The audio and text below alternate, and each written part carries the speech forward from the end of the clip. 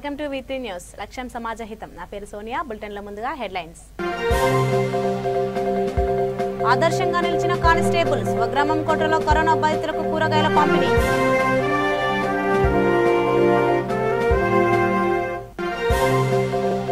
మానవత్వం చాటుకున్న TJF. హైదరాబాద్ లో వలస కూలీలకు భోజనం అందజేత.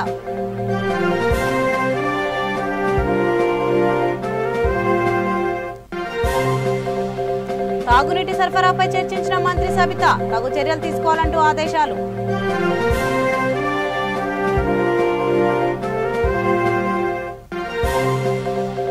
భద్రాద్రి కొత్తగూడెం జిల్లా పాపకొల్లుపై అటవీ అధికారుల దాడి. 1,50,000 రూపాయల విలువైన కల్ప స్వాధీనం.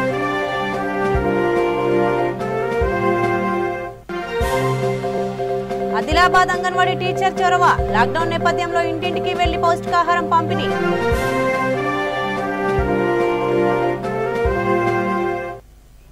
ఇక వివరాల్లోకి వెళ్తే పోలీస్ కానిస్టేబుల్ దండోత్కర్ ఎంకోజీ అందరికీ ఆదర్శంగా నిలిచారు. నాగర్ కర్నూలు జిల్లాలోని తమ స్వగ్రామం కోట్లలో కరోనా బాధితులకు కూరగాయలు పంపిణీ చేశారు. అలాగే పారిశుద్ధ సిబ్బందికి మాస్కులు, శానిటైజర్లు అందజేశారు.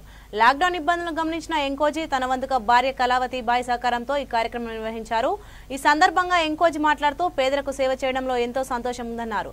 కార్యక్రమంలో ఎంపీటీసీ రాములు, యువనేత విజయ్ కుమార్, అంగన్వాడీ ఆశా వర్కర్లు, పంచాయతీ సిబ్బంది ఉన్నారు.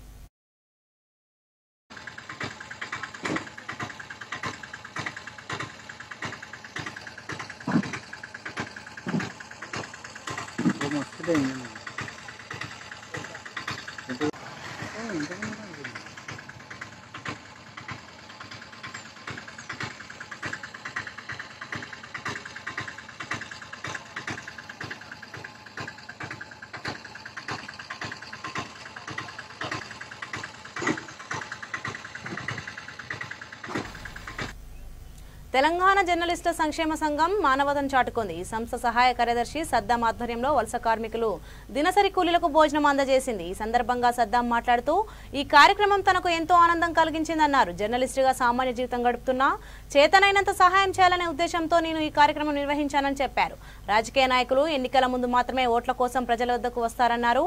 ఇలాంటి సమయంలో పేదలకు ఆదుకోవడానికి ఏ నాయకుడు కూడా ముందుకు రాకపోవడం బాధ కలిగించిందన్నారు. కార్యక్రమంలో జర్నలిస్ట్ రఘుసాగర్, చంద్రశేఖర్, మహేష్, బాను తదితరులు పాల్గొన్నారు.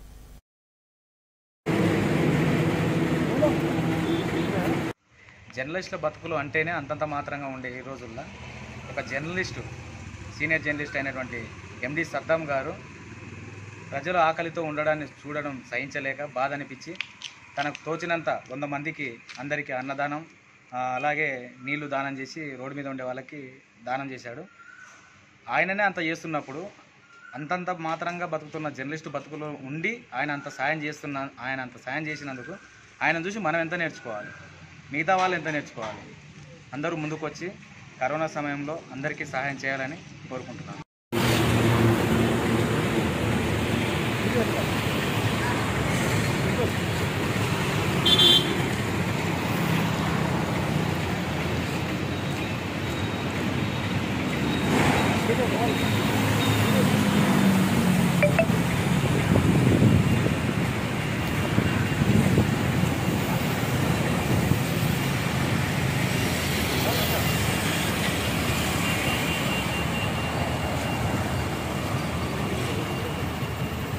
ముందుగా సద్దమన్నకి ధన్యవాదాలు.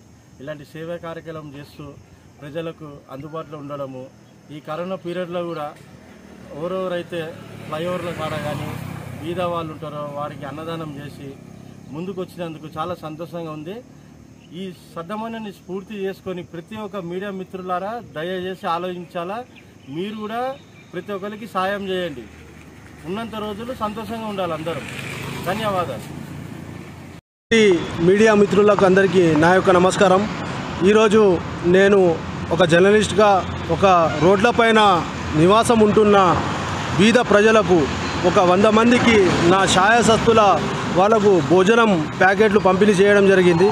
ఎందుకంటే కరోనా సెకండ్ వేవ్ ప్రారంభం చాలా ఉధృతంగా వ్యాప్తి చెందుతున్న తరుణంలో వారికి చూసే నాదుడే లేడు.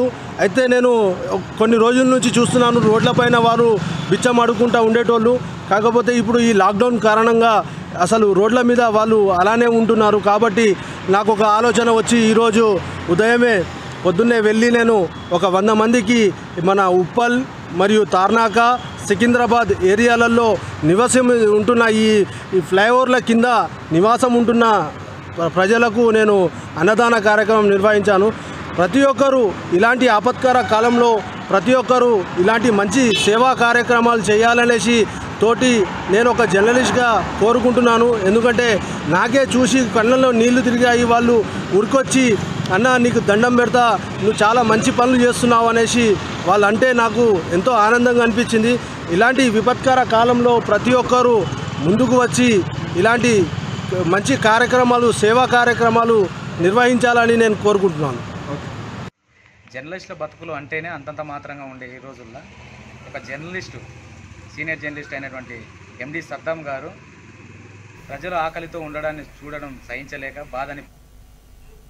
ఆదిలాబాద్ జిల్లా ఇచ్చోడలో లాక్డౌన్ నిబంధనలు పకడ్బందీగా అమలు చేస్తున్నారు. సిఐ రవీందర్ ఆధ్వర్యంలో పటిష్టమైన భద్రతా చర్యలు చేపట్టారు. ఈ సందర్భంగా ఆయన మాట్లాడుతూ ఉదయం 10 గంటల కల్లా దుకాణాలను మూసివేయాలని వ్యాపారులకు సూచించారు. లాక్డౌన్ కు సహకరించాలని కోరారు. 10 తర్వాత అవసరమైతే తప్ప బయటకు రావద్దని సూచించారు. కోవిడ్ నిబంధనలు ఉల్లంఘిస్తే చర్యలు తీసుకుంటామని ఆయన హెచ్చరించారు.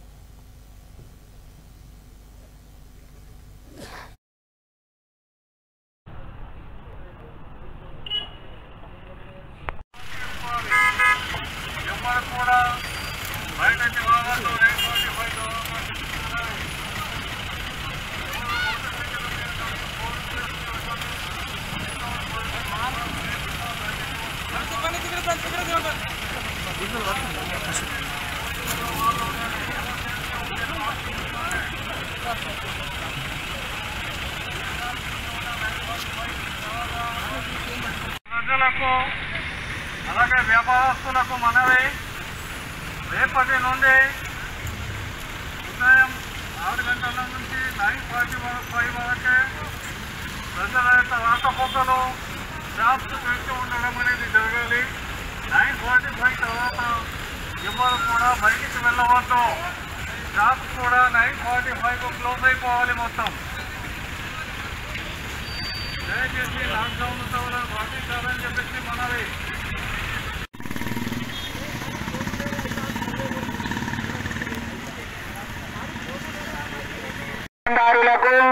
వినియోగదారులకు వ్యాపారస్తులకు తెలియజేయనిది ఏమనగా, రేపటి నుండి ఉదయం 9:45 నిమిషాలకి దుకాణములు బంద్ చేసుకొని శ్రీ అష్ణోత్తర శతచుక్కల charitable trust Rachakonda security council సంయుక్త ఆధ్వర్యంలో ఈ నెల 24న రక్తదాన శిబిరం జరగనుంది. ఈ విషయాన్ని ట్రస్ట్ చుక్కల వేణు వెల్లడించారు. రాచకొండ సిపి మహేష్, మల్కాజ్గిరి SHO జగదీశ్వరరావు సహకారంతో ఈ కార్యక్రమం జరగనుందన్నారు. ఇందుకు రెడ్ క్రాస్ సంస్థ చేయూత ఇవ్వనుందన్నారు. ఉదయం 8 గంటలకు మల్కాజ్గిరి సాయినగర్లోని సాయిబాబా మందిర ప్రాంగణంలో దాతలు తమ రక్తాన్ని దానం చేయొచ్చన్నారు. కరోనా నిబంధనలకు అనుగుణంగా ఈ కార్యక్రమం జరుగుతుందని ఆయన వివరించారు.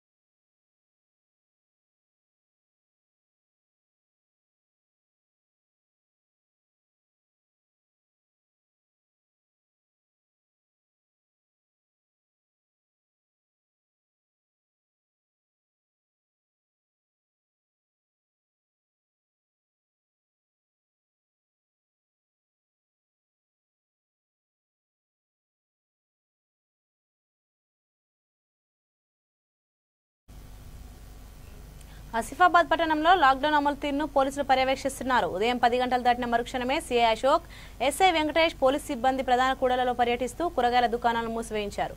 అనవసరంగా బయట తిరుగుతున్న వారిని ఆపి వారి ద్విచక్ర వాహనాలను స్టేషన్ కు తరలించారు. లాక్డౌన్ కు సహకరించాలని ఈ సందర్భంగా ఏఎస్పీ అచ్చేశ్వరరావు కోరారు.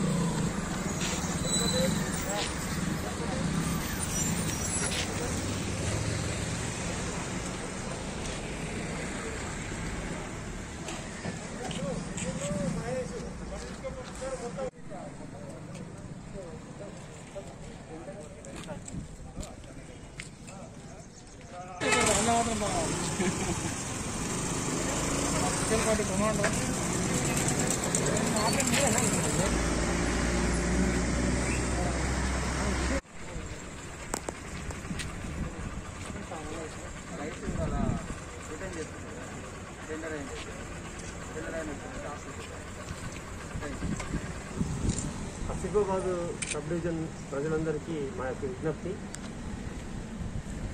తెలంగాణలో లాక్డౌన్ నడుస్తూ ఉంది. ఇది 30వ తారీఖు వరకు ఉంటుంది. ఈ లాక్డౌన్కి మినహాయింపుగా పొద్దున 6 గంటల నుండి 10 గంటల వరకు అన్ని షాపులు, నిత్యావసర వస్తువులకు సంబంధించిన షాపులన్నీ కూడా తెరుచుకోవచ్చని గవర్నమెంట్ ఆర్డర్ ఉంది. దీని ప్రకారం అందరూ కూడా 6 గంటలకి షాపులు తెరుస్తున్నారు. కానీ ఇక్కడ గమనించింది ఏంటంటే ప్రజలందరూ కూడా 8 తర్వాత 8:30 తర్వాత షాపింగ్ చేసుకోవడానికి వస్తున్నారు. అలా రావడం వల్ల ఒకటేసారి రద్దీ అవుతుంది. దీనికి సంబంధించి మా సబ్ డివిజన్కి సంబంధించిన అన్ని గ్రామాల ప్రజలందరూ గమనించాలి. ముఖ్యంగా ఆసిఫాబాద్ పట్టణంలో మార్కెట్ ఒక దగ్గర ఉండి కిరాణా షాపులు, కూరగాయల షాపులు కాబట్టి అక్కడ రద్దీ ఎక్కువైతే ఉంది. దీన్ని గమనించి మీ అందరూ కూడా మాకు సహకరించి పొద్దున 6 గంటలకే షాపింగ్కి రావాలి. 6 గంటల నుండి 10 గంటల లోపు చేసుకొని 10 గంటల లోపు మీరు ఇళ్ళకి వెళ్ళిపోవాలని మా యొక్క విన్నపం. మిషన్ భగీరథ తాగునీటి సరఫరాలో అంతరాయం కలగకుండా చూడాలని మంత్రి సబితా ఇంద్రారెడ్డి ఆదేశించారు.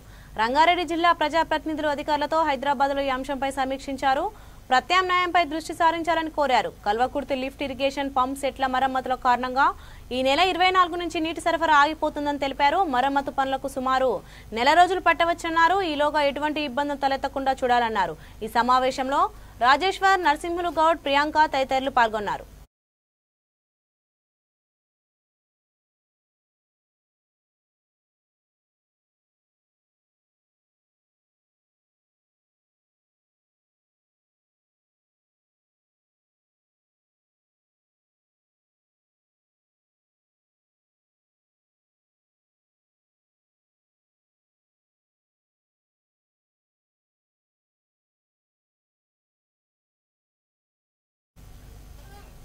భద్రాద్రి కొత్తగూడెం జిల్లా పాపకొల్లు గ్రామంపై అటవీ అధికారులు దాడులు నిర్వహించారు. ఈ దాడుల్లో సుమారు 1,50,000 రూపాయల విలువ గల కలప సీజ్ చేశారు. రాజారావుపేట బీట్లో 4 లక్షల విలువ గల కలపను స్మగ్లర్లు కలగొట్టారని రేంజ్ అధికారి శ్రీనివాస్ తెలిపారు.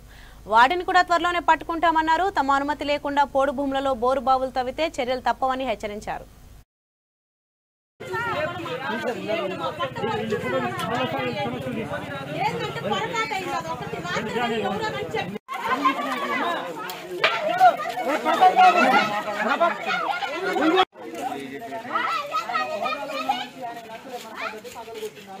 అయ్యా పేదోడు ఎప్పుడు పేదోడే ఓదాలో ఉంటే మరి తెలుగు కొడతారా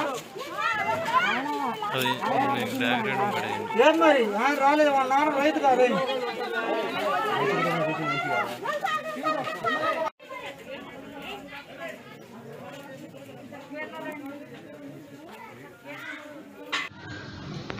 ఒకళ్ళు వచ్చేసి ఇట్లా పట్టుకొని ఆగుతూనే ఉన్నారు, మీలాంటి వాళ్ళు గీస్తూనే ఉన్నారు.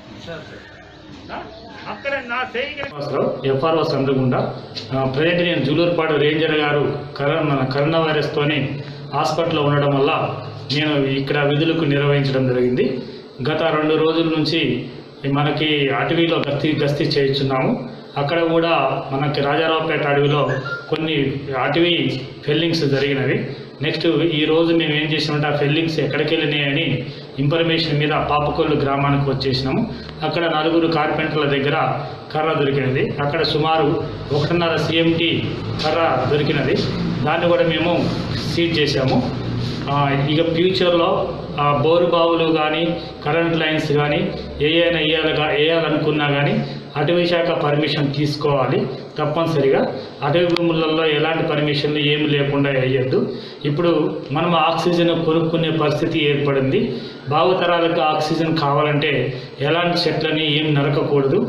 ROFR పట్టా భూములలో కూడా 15% గ్రెయిన్ కవర్ ఉండేటట్టుగా ప్రతి ఒక్క రైతు చూసుకోవాలి. ఈ నెక్స్ట్ ప్రతి ఒక్క పౌరుడు కూడా ఈ నేచర్ మీద ప్రేమ ఉండాలి. ఎలాంటి అడవి జంతువులు కానీ చెట్లను నరకడం కానీ ఏమీ చేయకూడదు. ప్రతి ఒక్కరు బాధ్యతగా స్వీకరించాలి. అలా ఉంటేనే మనకి సకాలంలో వర్షాలు వస్తాయి, తగినంత ఆక్సిజన్ మనకి దొరుకుతుందని మనవి చేస్తున్నాం. ఈ గతంలో పోయిన కర్ర గురించి మేము గస్తీ చేయిస్తూ వచ్చాము. మనకి పోగొలు మన పాపకొల్లు దగ్గర ఒక 4 కార్పెంటర్స్ దగ్గర మనకి కర్ర దొరకడం జరిగింది. ఆ యొక్క కర్ర కూడా మేము సేఫ్ కస్టడీ తీసుకొని మా స్టాఫ్కి అప్పగించి వచ్చినాము. దాని మీద కూడా వాళ్ళకి కేసు చేసి రిపోర్ట్ చేస్తాం. స్మగ్లర్స్ని కూడా మేము పోలీస్ స్టేషన్లో కంప్లైంట్ ఇచ్చాము. కల్ప స్మగ్లర్స్ని కూడా మా వైపు నుంచి కాకుండా పోలీస్ వైపు నుంచి కూడా కొంతమంది సమాచారం మేరకు వాళ్ళకు కూడా ఇన్ఫర్మేషన్ ఇచ్చాము, వాళ్ళని కూడా పట్టుకోవాలని. ఇంకా 2-3 తండాలలో ఇది మనకి పవర్ స్టార్స్తోని కర్రలు కోసి అమ్ముతుందని చెప్పేసి ఇన్ఫర్మేషన్ రావడం జరిగింది. వాళ్ళ మీద కూడా నిఘా పెంచాము. తక్షణమే ఇది త్వరలోనే వాళ్ళని కూడా పట్టుకొని వాళ్ళపై కూడా కేసు నమోదు చేయడం జరుగుతుంది. లాక్డౌన్ నేపథ్యంలో ఆదిలాబాద్లో పనిచేసిన ఓ అంగన్వాడీ చొరవ తీసుకుని అందరికీ ఆదర్శంగా నిలిచింది. ప్రభుత్వం అందించే పౌష్టిక పదార్థాలను ఇంటికి వెళ్లి అందజేశారు. ఆదిలాబాద్లోని సుందరయ్య నగర్ 1వ అంగన్వాడీ కేంద్రం టీచర్ రాధా ఆయమ్మతో కలిసి వినూత్నంగా సరుకులను పంపిణీ చేశారు. తోపుడు బండిలో పోషక పదార్థాలను పెట్టుకుని గర్భిణులు బాలింతలు పిల్లలకు అందజేశారు. ఈ సందర్భంగా ఆమె మాట్లాడుతూ గర్భిణులు బాలింతలు పిల్లలు బయటికి వస్తే కరోనా సోకే అవకాశం ఉందన్నారు. అందువల్లనే తామే వారి ఇంటింటికి వెళ్లి అందజేశామన్నారు.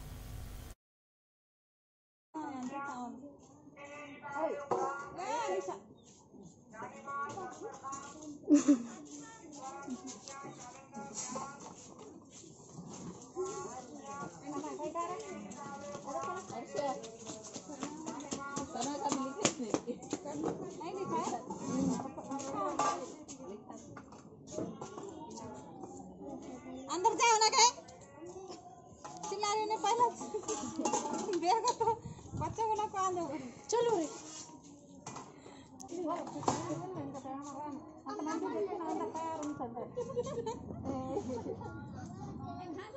नहीं वो या मैंने नहीं आया उसको देना को ఇప్పుడు లాక్డౌన్ పిల్లలకు కూడా ఎలాంటి కరోనా సోకకుండా ఉండాలని మేము ఒక బండి తయారు చేసుకున్నాం. పోషకాహార పంపిణీ రథం అని బండి తయారు చేసుకున్నాము. బండి తయారు చేసుకుని బండిలో పప్పు, బియ్యము, పాలు, నూనె, గుడ్లు అన్ని బండిలో పెట్టుకున్నాము. నేనే వాళ్ళకు కూడా ఇల్లు తిరుక్కుంటా ఆ బండితో ఇద్దరమే కష్టపడుకుంటా ఇల్లు తిరుక్కుంటా వాళ్ళకు కూడా ఒక్కొక్క ఇంటి తిరుక్కుంటా వాళ్ళు కూడా బయటకు వచ్చాంటే పిల్లల గర్భిణీ కానీ బాలింతలు కానీ వచ్చాంటే ముందు శానిటైజ్ చేసుకుంటూ వాళ్ళకు కూడా తగిన జాగ్రత్తలు తీసుకుంటూ మాస్క్ పెట్టుకోవాలా, శానిటైజ్ చేసుకోవాలా, దూరం పాటించాలా అని చెప్పుకుంటా గర్భిణీ బాలింతలు కూడా ఎవరిని కూడా అంగన్వాడీ సెంటర్లకు రానియకుండా ప్రత్యేకంగా మేమే అక్కడికి వెళ్ళి వాళ్ళకి పోషకాహారం పంపిణీ చేయడం జరుగుతుంది. ఇది డైరెక్టర్ గారి ఆదేశము. లాక్డౌన్ ఉన్నది కదా, లాక్డౌన్ సమయంలో తొందరగా ఎఫెక్ట్ అవుతుంది గర్భిణీ బాలింతలకు కానీ కరోనా వస్తే ఎఫెక్ట్ అవుతుంది కాబట్టి తగిన జాగ్రత్తలు తీసుకుంటా కూడా మేము కూడా పంచుకున్నాము. ఆ బండి తోపుడు బండి కూడా మేమే తయారు చేస్తున్నాం. పోషకాహార సరుకుల పంపిణీ రథమని తయారు చేసి వాళ్ళకు కూడా మా టీచర్ వచ్చి ఇస్తుంది అనేది వాళ్ళతో మంచి ఆకాశంతో ఉంది. కాకపోతే గవర్నమెంట్ మేము ఇంత కష్టపడి పనిచేస్తున్నాం కాబట్టి గవర్నమెంట్ మాకు కూడా ఇన్సూరెన్స్ కల్పిస్తే తాము టీఆర్ఎస్ పార్టీలోనే కొనసాగుతామని జమ్మికుంట మున్సిపల్ చైర్మన్ రాజేశ్వరరావు తేల్చి చెప్పారు.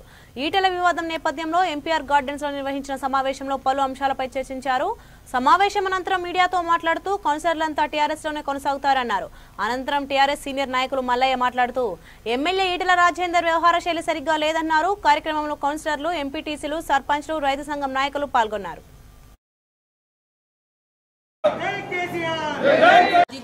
అతనే కారణము. ఆయన చేస్తున్న అధికారం కావచ్చు, ఏదైనా కావచ్చు, ఆయన తోడుకున్న బొందలో ఆయనే పడ్డాడనడానికి ఇది ఒక నిదర్శనము. ఒక తల్లి లాంటి పార్టీని చీల్చాలని చూడడము, తండ్రి లాంటి కేసీఆర్ని కుర్చీని లాక్కోడానికి చూడడము చాలా నేరము. అయినా కూడా అంత ఆశ ఉన్నప్పటికీ కూడా కేసీఆర్ గారు తగిన గౌరవం ఇచ్చి కూడా బిడ్డలాగా మరి ఈటెల రాజేందర్ గారు మరి ఈనాడు కేసీఆర్ గారితో ఉండవలసిన అవసరం ఉండే. మరి కేసీఆర్ గారికి వారికి వ్యతిరేకం వచ్చి ఈనాడు వేరే స్టేట్మెంట్లు ఇచ్చి ఈనాడు పెద్దలు కేసీఆర్ గారు క్యాబినెట్ నుంచి తొలగించే పరిస్థితి కూడా రావడం జరిగింది. మీరు అందరూ చూస్తున్నారు. వాళ్ళ పర్సనల్ విషయాలు కూడా ఈనాడు రాజకీయానికి దుద్ది ఈనాడు హుజురాబాద్ కాన్స్టిట్యూన్సీలో ప్రజలందరూ కూడా మొదటి నుంచి ఉద్యమం గడ్డ, ఈ గడ్డలో పనిచేసి మీ అందరూ కూడా బ్రహ్మరథం బట్టి ఇన్నిసార్లు గెలిపించినారు. మరి అట్లాంటి తరుణంలో నువ్వు సరైన నిర్ణయం తీసుకోకుండా ఇంతమంది ప్రజాప్రతినిధులు కూడా మరి ఎక్కడ వదిలిపోయినావో నువ్వు ఒకసారి ఆత్మవిమర్శ చేసుకోవాల్సిన అవసరం ఉన్నది. ఎందుకంటే కేసీఆర్ గారు చూస్తా ఉన్నాం, మరి ఈనాడు ఒక రాష్ట్రం సాధించాలంటే మామూలు విషయం కాదు. ఒక సర్పంచ్, ఒక ఎంపీటీసీ, మనం ఒక వార్డు మెంబర్ అంటే కూడా రాజీనామా చేయాలంటే మరి భయపడే రోజులు. మరి అట్లాంటి ఎంతో సెంట్రల్ మినిస్టర్ కావచ్చు, ఎమ్మెల్యే కావచ్చు, ఎంపీ కావచ్చు, ఎన్నోసార్లు మరి మంత్రి పదవులు తృణపాయాసంగా కూడా సంతకాలు పెట్టి రోడ్డు మీద పడేసిన ఘనత మరి కేసీఆర్ గారు ప్రాణాలు పక్కకు పెట్టి వాళ్ళ ఈనాడు ఎంతో మంది ఉద్యమకారులు కూడా ప్రాణాలు త్యాగం చేస్తేనే ఈనాడు తెలంగాణ ఏర్పడ్డది. అందులో ఈనాడు అప్పుడప్పుడు రాజకీయంలో ఎత్తుగాళ్ళు ఉంటాయి. మొన్న దుబాకలో చిన్న మిస్టేక్ జరుగుతూనే ఈనాడు బీజేపీ జబ్బలు జరుచుకున్నాయి. మరి ఆ తర్వాత ఎంసీ ఎలక్షన్లో మరి వరద బీభత్సం అయిన తర్వాత అక్కడ బండి సంజయ్ గారు కూడా ఆయన కూడా పట్టపక్కలే ఏమో చేస్తే ఉన్నాడు. ఇవాళ ఈనాడు మొన్న నాగార్జున సాగర్లో మనం అందరం చూసినాం. పెద్దలు క్రూరుద్రుడు జానారెడ్డి గారు కూడా మరి ఒక స్టూడెంట్ పెట్టి కూడా గెలిపించిన ఘనత కేసీఆర్ గారికి దక్కింది. మొన్న ఇంత ఉద్యోగస్తులు, నిరుద్యోగులు ఎంతో మన తెలంగాణ ప్రభుత్వానికి వీళ్ళందరూ వ్యతిరేకంగా ఉన్నారని మరి అందరూ అన్నా కూడా కాదు, మేమందరం కూడా తెలంగాణ రాష్ట్రానికి మేధావులందరూ ఉన్నామని అందరూ 2 ఎమ్మెల్సీలు కూడా పెద్ద ఎత్తున కూడా మనం గెలిపించడం జరిగింది. మరి ఇట్లాంటి తరుణంలో మరి మీరు కావచ్చు, మీతో వేరే వాళ్ళకు మాట్లాడేటప్పుడు మరి పెద్దలు కేబినెట్లో ఉన్నావు, నువ్వు పదవులు పొందినావు, మీరందరూ కూడా మరి కేసీఆర్ దగ్గర ఉండకుండా మరి వేరే మీటింగ్లు పెట్టి ఈనాడు ఈ స్థితికి తీసుకెళ్తారు. మరి ఇది వచ్చినప్పుడు ఒకసారి మన హుజరాబాద్లో ప్రజామహిళలు అందరూ ఉన్నారు, వాళ్ళందరి పరిస్థితి అందరూ కూర్చోబెట్టి మాట్లాడాల్సిన అవసరం లేకుండా నువ్వు వాళ్ళందరూ సంప్రదించకుండా ఇష్టానుసారంగా చేసి ఈనాడు ఈ హుజరాబాద్ కాన్స్టిట్యూన్సీలో మరి ప్రజాప్రతినిధులు ఇక్కడికి వచ్చి మీటింగ్ పెట్టే పరిస్థితి తీసుకొచ్చినారు. మరి ఈనాడు ఎవరైతే కేసీఆర్ బీఫామ్ మీదనే గెలిచినారు ఈ తెలంగాణ రాష్ట్రం అంతా, ఎమ్మెల్యేలు కావచ్చు, మరి ఎంపీలు కావచ్చు, ఇవాళ మా మున్సిపల్ కావచ్చు, సింగిల్ విండో కావచ్చు, సర్పంచులు, ఎంపీలు కూడా అందరం కూడా కారు బోధన్ మండలంలోని పెగడపల్లి, పెంటకాలన్, బర్తిపూర్, లంగదపూర్, భూలక్ష్మి క్యాంప్ గ్రామాలలో కొనసాగుతున్న ఫీవర్ సర్వేను డీసీసీబీ డైరెక్టర్ గిర్దావర్ రంగారెడ్డి పర్యవేక్షించారు. ఈ సందర్భంగా ఆయన మాట్లాడుతూ ఆరోగ్య సర్వే నిర్వహిస్తున్న సిబ్బందికి ప్రజలు సహకరించాలని కోరారు. కార్యక్రమంలో సర్పంచ్లు శంకర్ పవన్, సాయిరెడ్డి, వెంకటరెడ్డి తదితరులు పాల్గొన్నారు.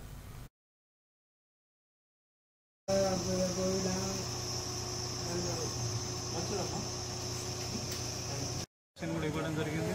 దాదాపు గ్రామంలో 100కి 100 పాలు అందరు ఆరోగ్యంగానే సిద్ధమైతే 128 మంది ఫస్ట్ సర్వేలు వెళ్తే 128 మంది కూడా రికవర్ అయినట్టు. ఒక ఇద్దరు మాత్రము బయట హాస్పిటల్లో అడ్మిట్ అయినారు. సెకండ్ సర్వేలో ఎంతమందికి ఇచ్చారు? 6 ఇచ్చారు. 6 కూడా దాదాపు మరి హెల్తీ కండిషన్లోనే ఉన్నారు. కాబట్టి ఈ సర్వేను ప్రజలు ఉపయోగించుకోవాలి. ప్రజలు కూడా అనవసరంగా మరి అవసరం లేనిది బయటకు రావద్దు, పని ఉంటే తప్ప బయటకు రావద్దు. మాస్కులు ధరించాలా, డిస్టెన్స్ మెయింటైన్ చేయాలా, శానిటైజ్ చేసుకోవాలా, సబ్బుతో చేతులు కడుక్కోవాలా.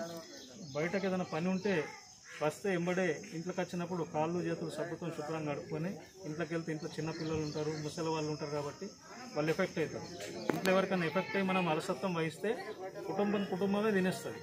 కాబట్టి దయచేసి చిన్న సిమ్టమ్స్ ఏదైనా ఉన్నా కూడా ఎంబడే ఇక్కడ స్థానికంగా సర్పంచ్ ఉంటారు, ఎంపీటీస్ ఉంటారు, సొసైటీ చైర్మన్ ఉంటారు, ఇంకా ఇతర ప్రజాప్రతినిధులు ఉంటారు. వాళ్ళకు కూడా దృష్టికి తీసుకురావాలా. ప్రజాప్రతినిధులు కూడా బాధ్యతగా ఇన్వాల్వ్ కావాలా. వాళ్ళ లెవెల్లో వాళ్ళు ఎంత వీలైతే వాళ్ళకు మన ఈ ఎఫెక్ట్ అయిన వాళ్ళకి సాయం చేయాలా. ఒకవేళ పరిస్థితి విషమిస్తే మాలాంటి వాళ్ళ దృష్టికి, ఎమ్మెల్యే గారి దృష్టికి, ప్రభుత్వం దృష్టికి, ఆటో దృష్టికి తీసుకొస్తే మేము కూడా ఇన్వాల్వ్ అవుతాం. కాబట్టి ప్రజల్ని మనం రక్షించుకోవాలి.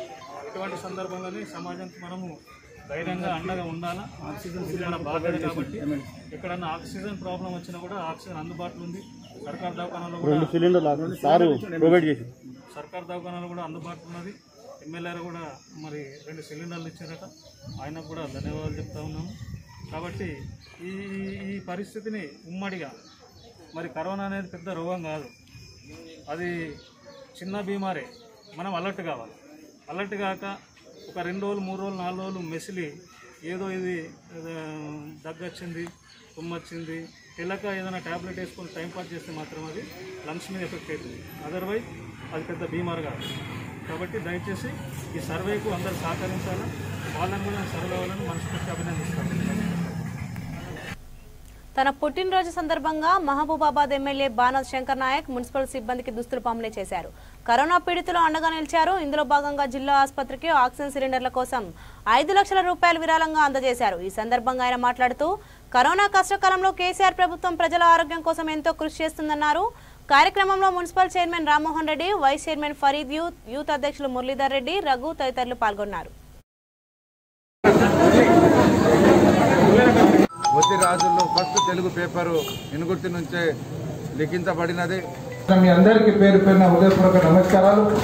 ఎంతో కష్టపడుతున్న ఇవాళ కరోనా నుంచి ఆక్సిజన్ లేక చాలా ఇబ్బంది పడుతుండే ఏరియా హాస్పిటల్ ఇవాళ నా స్వయం నా శాలరీస్ నుంచి 5 లక్షల రూపాయలు సిలిండర్కు ఇవ్వడం జరిగింది ఏరియా హాస్పిటల్కు.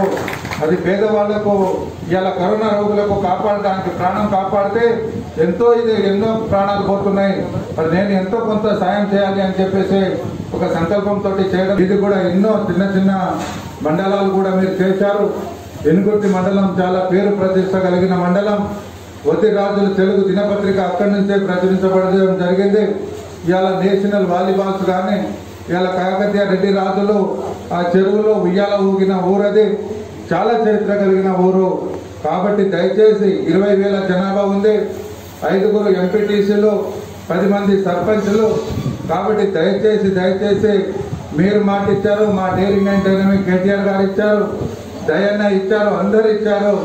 అప్పుడు మనకు బడుగు బలిగిన వర్గాల ఆశాజ్యోతి గౌరవ డిప్యూటీ సీఎం గారు కడియం శ్రీహరి గారు కూడా మాట ఇచ్చారు. దయచేసి ఎనుగుర్తి మండలం ఒకటి, గవర్నమెంట్ ఇంజనీరింగ్ కాలేజ్ ఒకటి, పాలిటెక్నిక్ కాలేజ్ ఒకటి ఇస్తే చాలు. చరిత్రలో జీవితాంతం నేను మా నియోజకవర్గ ప్రజలు మీకు రుణపడి ఉంటారని చెప్పేసి నేను మనం చేస్తున్నాను. మీరు చాలా ఇచ్చారు, చాలా చేశారు, దానికి మేము జీవితాంతం రుణపడి ఉంటాం.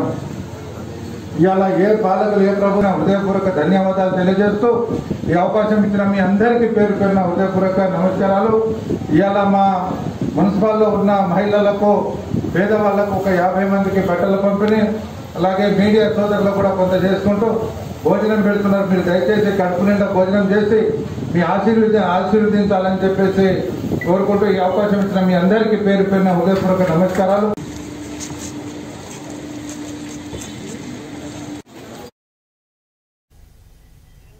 బులెటిన్ ముగించే ముందు హెడ్లైన్స్ మరోసారి. ఆదర్శంగా నిలిచిన కానిస్టేబుల్, స్వగ్రామం కొట్టలో కరోనా బాధితులకు కూరగాయల పంపిణీ.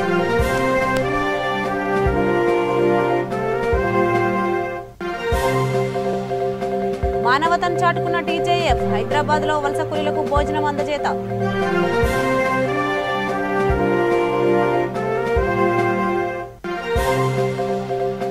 తాగునీటి సరఫరాపై చర్చించిన మంత్రి సబితా, తగు చర్యలు తీసుకోవాలంటూ ఆదేశాలు.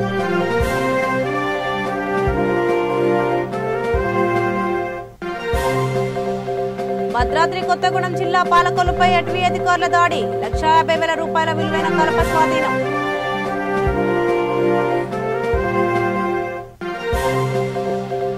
ఆదిలాబాద్ అంగన్వాడీ టీచర్ చొరవ, లాక్డౌన్ నేపథ్యంలో ఇంటింటికి వెళ్లి పౌష్టికాహారం పంపిణీ.